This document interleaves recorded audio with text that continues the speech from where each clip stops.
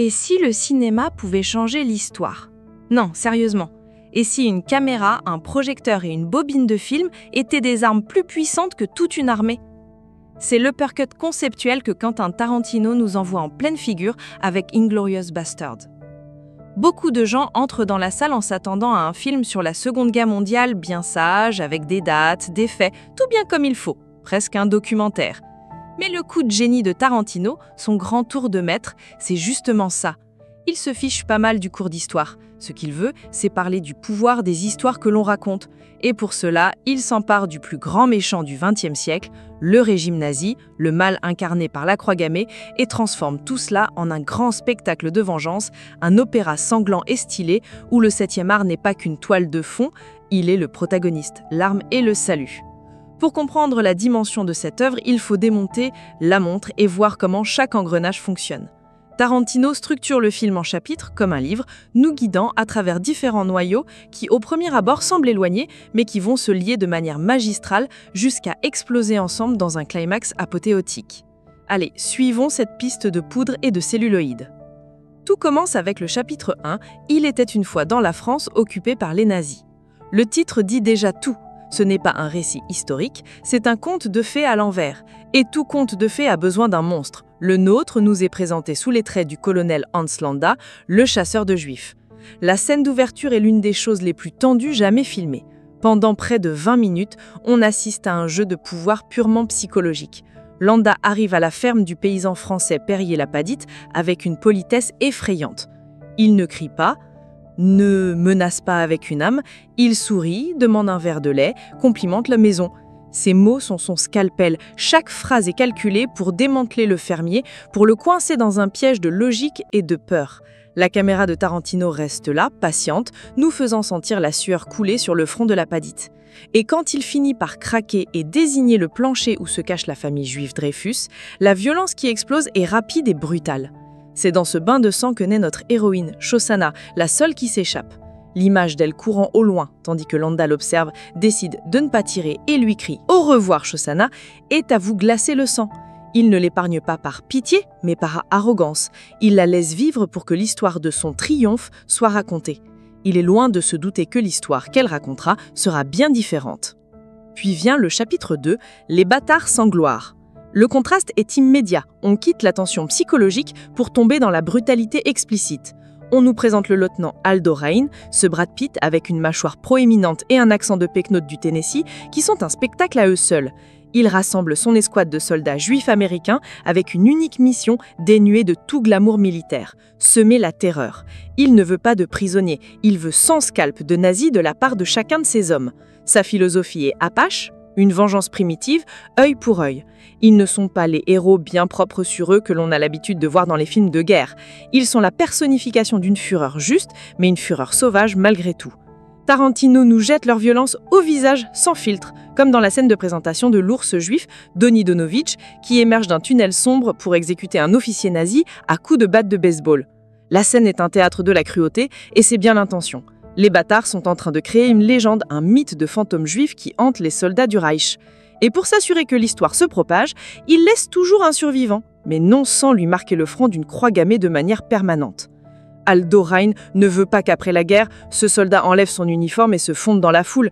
Il veut que le mal qu'il représente reste gravé sur son visage pour toujours. Ils ne font pas que tuer des nazis, ils contrôlent le récit. Dans le chapitre 3, Nuit allemande à Paris, les deux lignes narratives commencent à se rapprocher. Des années passent et nous retrouvons Shosanna. Elle est désormais Emmanuelle Mimieux, propriétaire d'un cinéma à Paris. Elle a survécu, mais la blessure est là, cachée sous une façade de normalité. Le destin la met sur le chemin de Frédéric Zoller, un jeune soldat allemand qui est un héros de guerre. Il n'est pas un monstre sadique comme Landa, il est le garçon affiche du régime, naïf et fasciné par lui-même et par la jeune Française, propriétaire du cinéma. L'ironie est que sa célébrité vient d'un film de propagande, La fierté de la nation, qui dramatise ses exploits. Goebbels, le maître de la propagande nazie, décide que la première aura lieu à Paris et Zoller convainc le haut commandement d'utiliser le cinéma d'Emmanuel. C'est le tournant. Le proie, qui y est caché, voit le chasseur entrer dans sa tanière. La vengeance qui semblait impossible se matérialise sous la forme d'un événement cinématographique. Shosanna réalise qu'elle peut utiliser la plus grande arme de l'ennemi, sa passion pour la propagande et le spectacle, pour le détruire. Elle va tous les brûler, y compris Hitler, Goebbels et le reste du commandement à l'intérieur de son cinéma. Le chapitre 4, Opération Kino, nous emmène du côté des Alliés et se transforme en pastiche de films d'espionnage. Les Britanniques apprennent l'existence de la première et montent une opération pour faire sauter le cinéma. C'est ici que nous rencontrons le critique de cinéma devenu soldat, Archie E. Cox, et la star de cinéma allemande qui est une agent double, Brigitte von Hammersmark. Le plan est de la retrouver dans une taverne en sous-sol. Et cette scène, mes amis, c'est du pur jus de Tarantino. C'est une autre longue séquence basée sur les dialogues et une tension croissante. Un simple jeu de devinettes dans un bar se transforme en un baril de poudre sur le point d'exploser. La tension est dans les détails, un officier de la Gestapo attentif, un accent qui ne sonne pas tout à fait juste, et l'erreur fatale de Cox en commandant 3 verres avec le geste britannique et non l'allemand. Un détail culturel minime qui révèle tout et aboutit à une fusillade chaotique et sanglante qui détruit le plan original. La guerre, nous montre Tarantino, n'est pas un scénario parfait, elle est faite d'erreurs stupides et d'accidents mortels. Finalement, nous arrivons au chapitre 5, La vengeance du visage géant. C'est le soir de la première. Tous les chemins mènent au cinéma Le Gamard. Le plan des bâtards est désormais improvisé.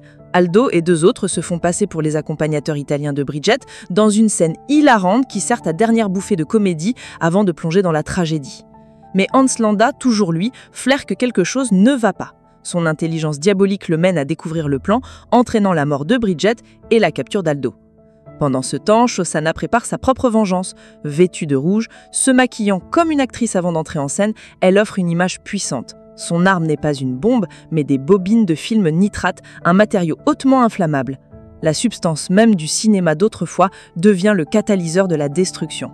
Pendant la projection de La fierté de la nation, son plan se déroule. Elle verrouille les portes et le film est interrompu. Dans la fumée qui commence à envahir l'écran, son visage apparaît, gigantesque, déclarant son identité et son but. Ceci est le visage de la vengeance juive. C'est le cinéma qui se transforme en fantôme, la victime qui revient hanter et détruire ses bourreaux. Tandis que le cinéma brûle, les bâtards qui ont réussi à entrer mitraillent Hitler et Goebbels dans une catharsis de violence explicite. L'histoire est défaite par les balles et le feu. Landa, tentant de sauver sa propre peau, négocie sa reddition avec les Alliés, mais il n'avait pas compté sur la justice finale d'Aldo Raine. La dernière scène, avec Aldo gravant le front de Landa, est la déclaration finale du film. Aldo dit que c'est son capolavoro, son chef-d'œuvre. Il ne punit pas seulement un nazi, mais il s'assure que l'histoire de Landa, sa vraie nature, ne puisse jamais être effacée ou réécrite.